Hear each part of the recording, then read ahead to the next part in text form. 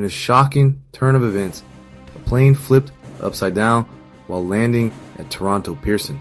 Delta Flight 48 Wyneen from Minneapolis flipped upside down while landing in wintry conditions at 1:15 p.m.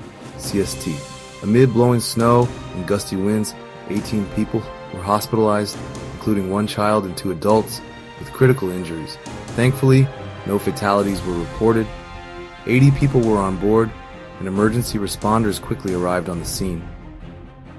The Transportation Safety Board of Canada, along with the NTSB and FAA, are investigating. Delta Airlines canceled all remaining flights at Pearson for the day.